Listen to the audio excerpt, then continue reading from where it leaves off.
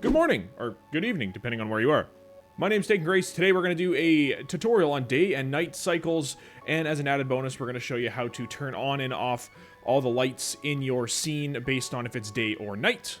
This should just be a nice quality of life thing to add to your game that makes the player feel a bit more immersed. And I'd love to know what kind of games you guys are working on, so let me know in the comments down below. And while you're down there, hit the like button. It really helps the channel out. And if you're into Unreal Engine tutorials like this one, you can hit the subscribe button for more Unreal Engine content.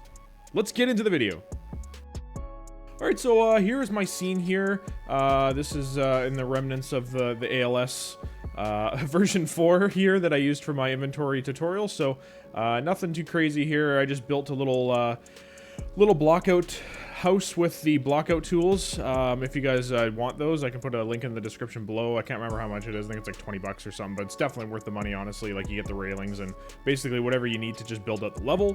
Everything else here, like the barrels, the wheelbarrow, the trees, the bench, that's all available on my coffee page for coffee members. I have a giant library of stuff there you guys can pull from and use in your games anytime you want. Sound effects, UI, 3D assets, all that kind of stuff. So check out the coffee page, you guys are interested in that. Anyways, let's get started here. So we are going to create a day-night cycle to start, and then afterwards we're going to incorporate the lights and then basically trigger them to turn on when it's daytime and turn off when it's nighttime. So first let's start with the day-night cycle. So alright, so in your guys' scene, I'm sure you guys have a directional light, a skylight, atmospheric fog, all that kind of stuff.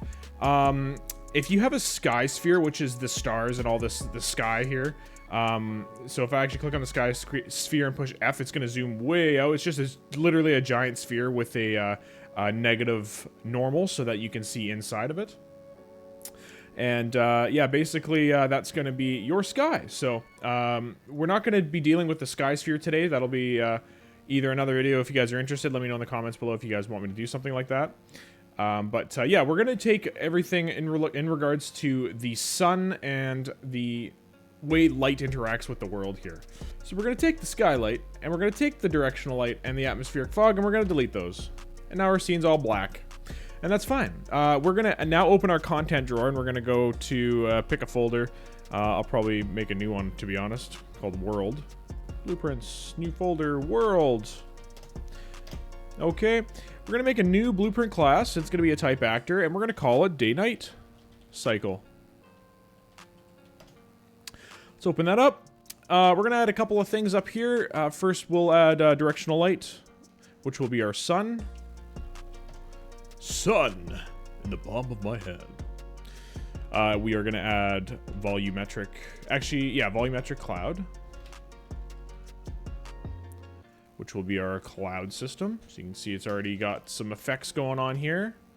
Next, we're going to add a sky atmosphere, a skylight. And we don't want these parented, so we'll just make sure they're on the default scene route instead of what I had it on there. There we go. And lastly, we want exponential height fog. Okay, just to give it this nice little look here. Alright, so you guys can mess around with all this stuff later once it's all in your world. But for now, we're going to just do these couple of things here.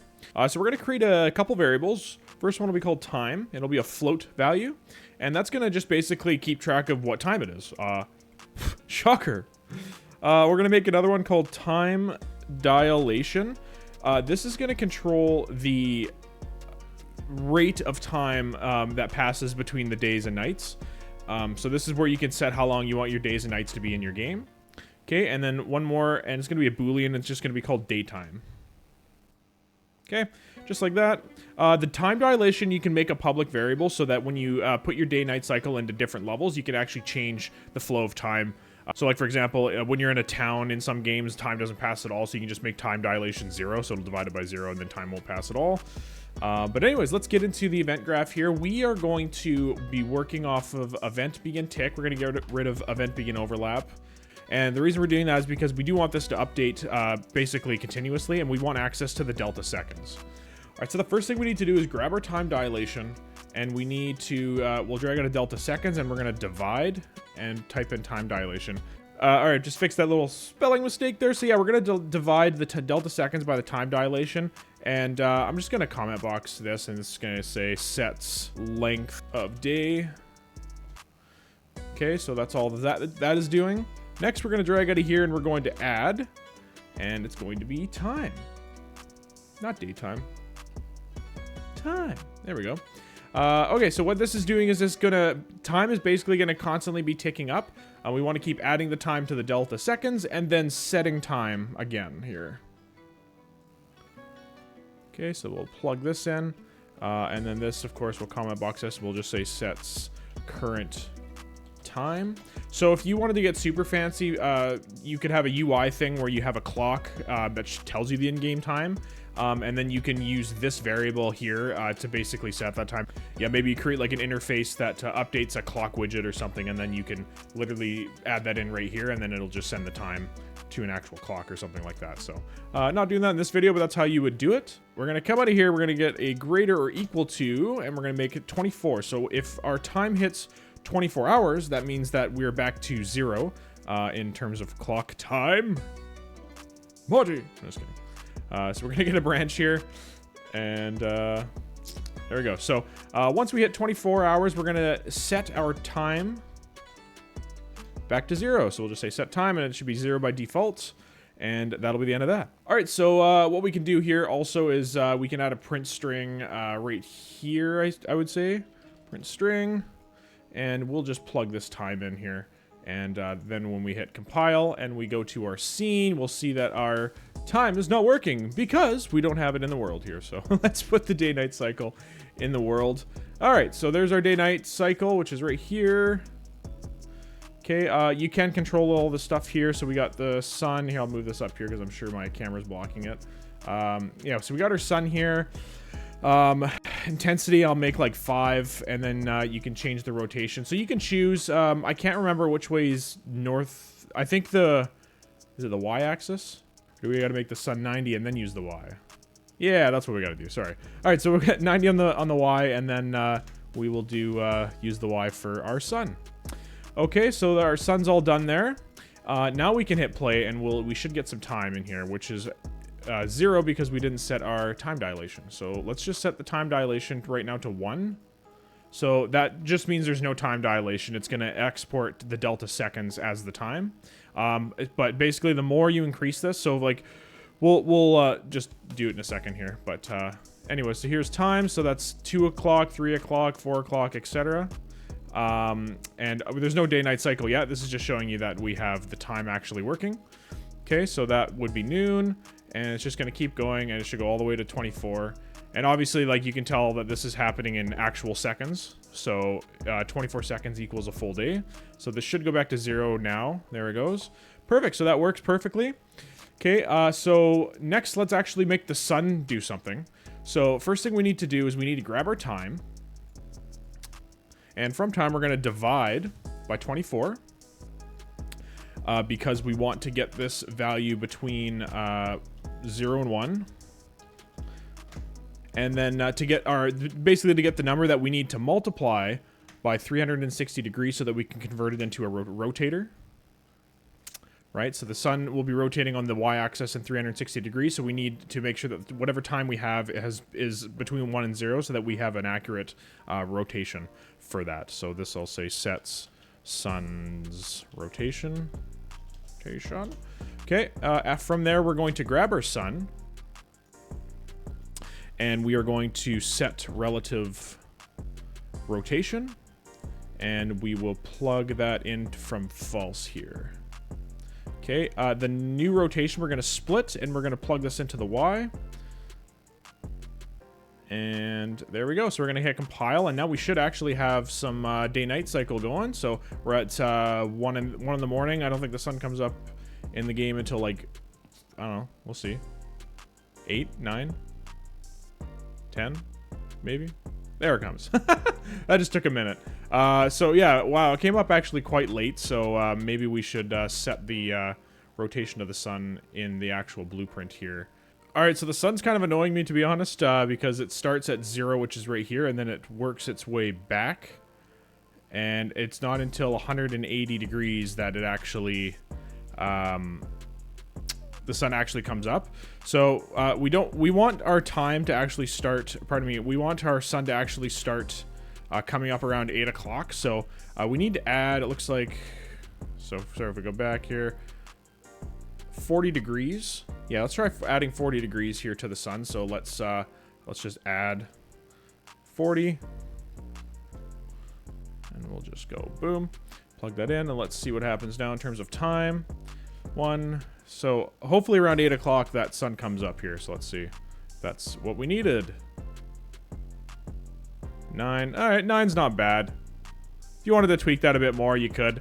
When does the sun go down? That's the other thing we want to know. 20 or 21 is fine. Okay, that's not bad.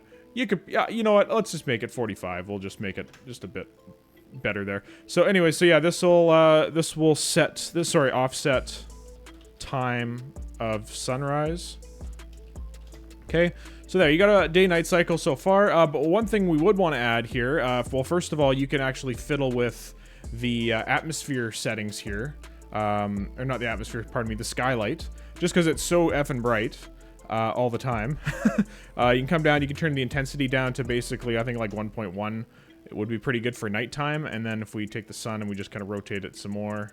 Yeah, and then in the daytime, it looks fine. So we'll just have a look at that. There, it's night, and now our lights are going to look way better at nighttime, and we're going to actually see some really cool lighting effects here from our scene. So we're just waiting. There's the sun.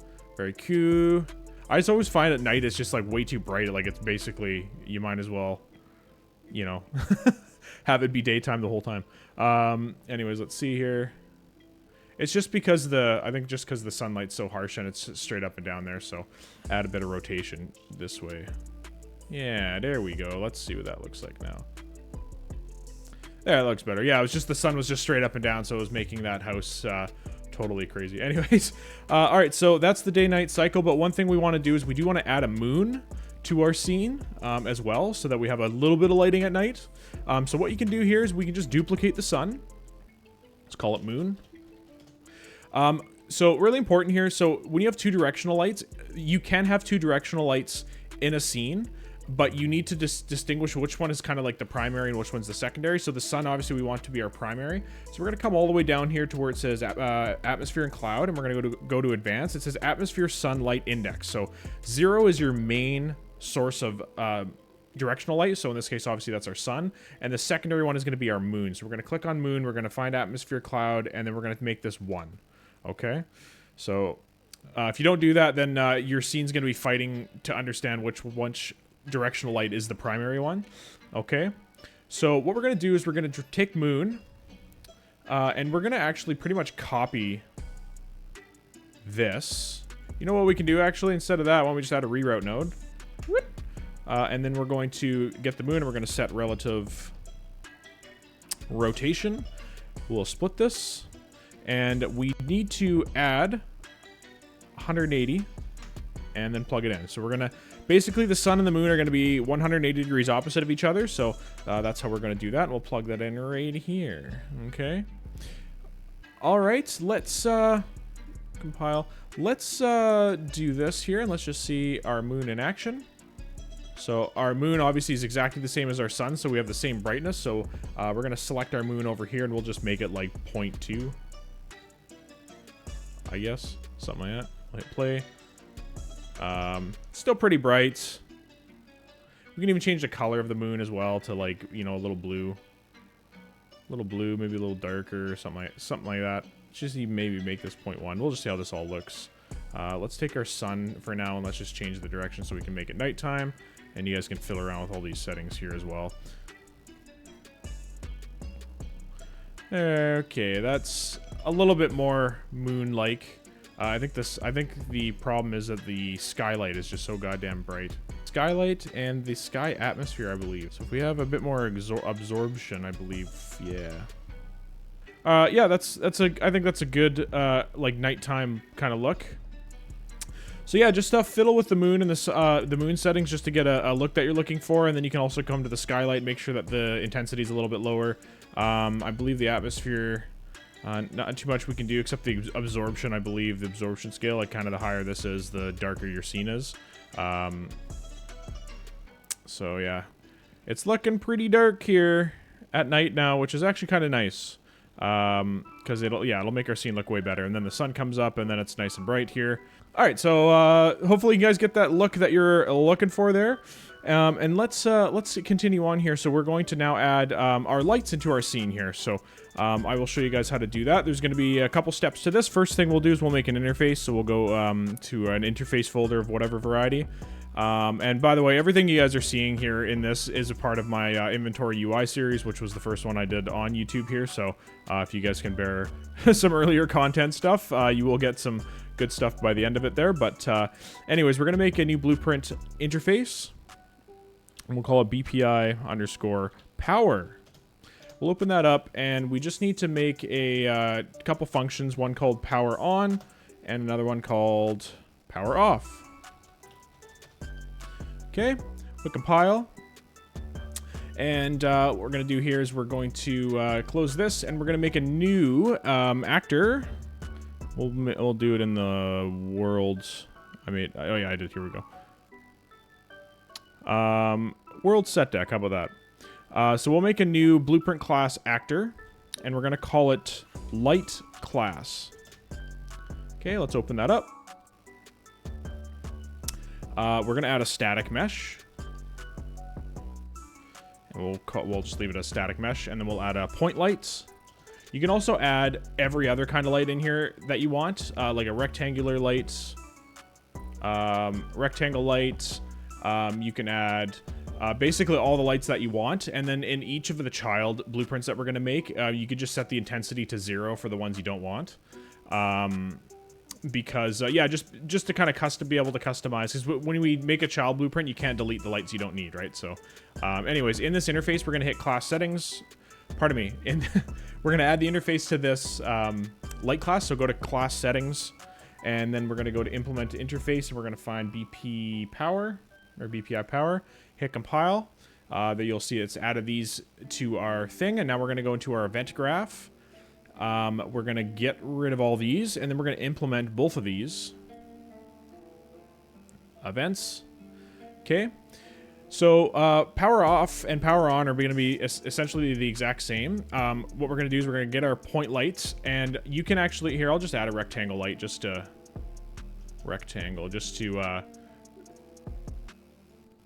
oh, I don't want... Oh, yeah, we want to parent this to the static mesh. Anyways, so you can actually toggle visibility. That's what we want. You can plug both of these in, and it will accept both of them. So you can plug in however many lights you have in this. You can plug them all in. Let's not do that. Let's set visibility instead. Okay. So new visible, we want it to be visible, or sorry, we want it to not be visible when the power is off. And then what we want to do is we want to grab our static mesh, and we want to set material by name. Okay, so I will be providing you guys with a free asset from my asset library, which will be a lamp.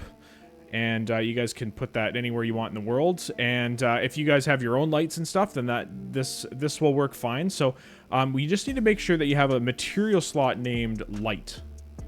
Okay, I'll show you guys how to do that here in a second, but we want to set this as, I guess, glass. Glass or whatever material you want this to be when your light is off. Okay, so this will all make sense to you in a moment here, but anyways, we're going to copy all this, and we'll paste it down here. All right, so we'll put this up here. Power on. We want to check new visibility. And we want to change the material. Let's add this in right now. So because I don't think you guys would have this yet. So in the description below, there's a link to the Google Drive that will have this in it. But where did I put it? Okay. Anyway, so you guys don't have this yet, but yeah. So I've given you guys this one. So this is just a static mesh. Just drag it into whatever folder you need to in your project there, and it'll ask you to import it. Just say yes. Make sure you import it with the materials. Anyways, do I have the old? It doesn't matter. Okay. Anyway, so we'll open this up. So you'll see that in this static mesh here, if you come into the material slots, So what I've done for this material is I've, obviously we have the metal, which is the pole, the concrete, which is the base, and then I've made these faces have an emissive value. Or this material, I should say, have an emissive value. And that's the light here. So we can assign this slot to basically anything, and I'll show you guys how to do that with a window as well. But you basically just need to rename the slot here to light, and then make sure that whatever slot this is assigned to the actual faces that are going to be emitting light. So we'll do all that here in a second. So we've completed our light class, but the material that we want is the light material that we've imported from that particular mesh that I gave you guys right here, this one. Okay, and we'll hit compile. Actually, yeah, we'll hit compile, and actually I think this material, right here, I think the emissive value is actually too bright, to be honest. So let me just... So test it out. If it is too bright, just add a like a division thing here and plug it into the emissive color, and then divide it by, I think I had it divided by 4, to be honest. And then hit save, and then that will fix that brightness issue. Because we do want it to emit light, but we don't want it to like basically compete with the point light that's going to be in it. Okay. All right, so that's all done. Let's go to and we're going to go back to our light class and create a child blueprint called BP lamp. All right, we're going to open that up.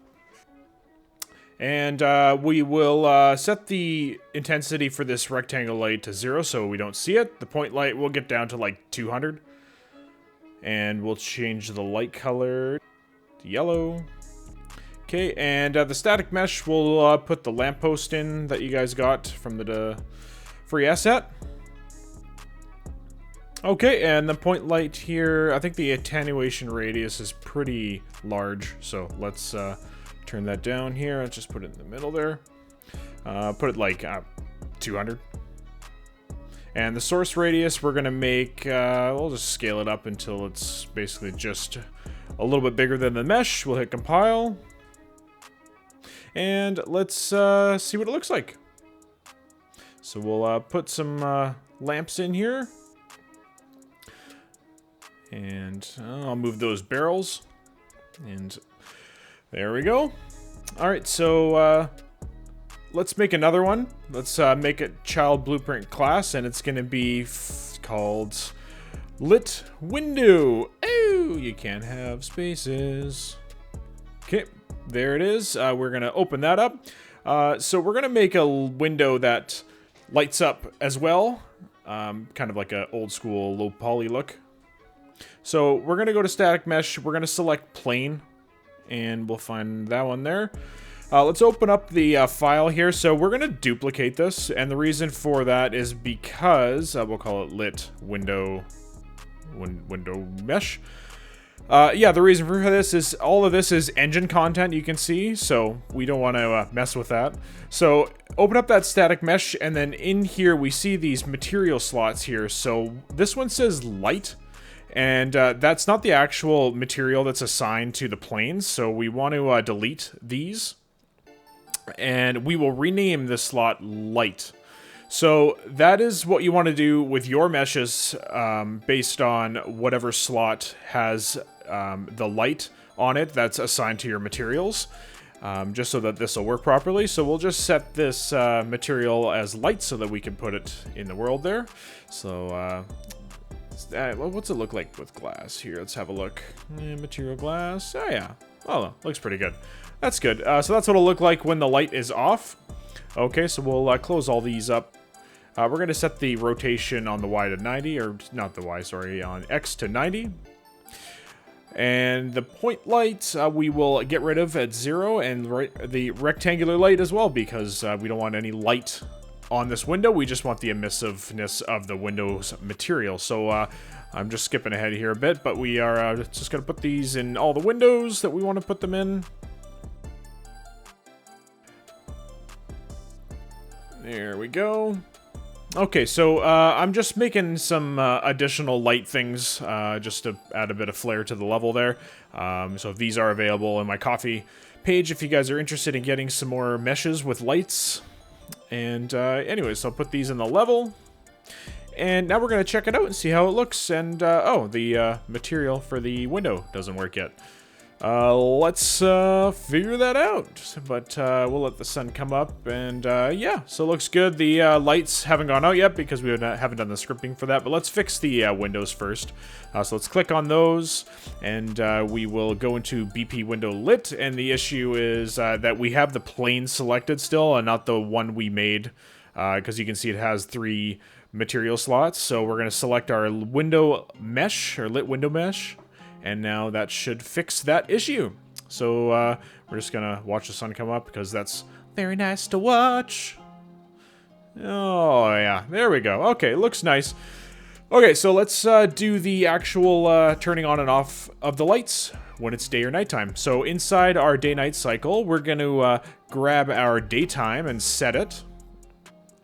Okay, we'll grab our time. We'll get time. And we are going to drag out a time, and we're going to get range. Is it range or is it float range? What is it? Oh, in range float. That's what we want. We'll drag out a return and plug it into daytime. So what this is going to do is it's going to take a range in our time. So in this case, it'll be 8 till 8. Basically, so that's going to tell the engine that this is the hours that we want to be daytime. Okay, make sure that inclusive minimum and inclusive maximum is checked. I'm gonna do 8.5 actually, and max. Yeah, I think 8's fine. But yeah, inclusive minimum and max, just so we have those values included, and then we'll plug in daytime. And from daytime, we're gonna get a branch. From true, we're going to do once, and we are running off of event tick, so we don't want to do this more than once per session here. So out of completed, we're gonna get a get all actors of class, and you could do get all actors with interface if you wanted as well, and do the power interface. But for this, we will well, first we'll get a for each. And now we'll set our actor class as light class. So anything that is running a light class or a child of light class will work. From the for each loop now, we are going to get power off message. All right. That will turn everything off in our scene. That is a child of light class. So we're going to copy this. Actually, we'll just copy these 3 and paste these. And we'll plug that in. And from array element, we're going to get power on message. All right, so we need to close off these do once, or open these up rather. So we're gonna plug power off into reset for the power on and vice versa. This will just open them back up once we've powered everything on or off. All right, let's check it out here. And we're gonna go to our scene and hit play. And this will go to 8 a.m. and we'll see all of our lights turned off. Yay! It works. And the glass material actually looks really nice. So we'll wait for it to be dark again, and then we'll see the lights turn on. Nice. Well, there you guys go. You have a day and night system in your game that turns on lights in your level based on if it's day or nighttime. So I hope you guys really like this video. But there's lots of videos on the channel if you guys want to learn more, such as this one here, that will show you guys how to do a ladder with the construction script so you don't have to fiddle around with manually creating one and scaling the height and all that kind of stuff. So hope you guys are liking what you're seeing here. I would really appreciate a like on the video because that does really help the channel out. And if you guys like me and like the content I make, that would go a long way in ensuring that this channel can continue to grow and you guys can support me. While you're down there, throw a comment. What game are you working on? What kind of games do you want to make? But until next time, I'll see you guys later, and I'll see you over in this video here.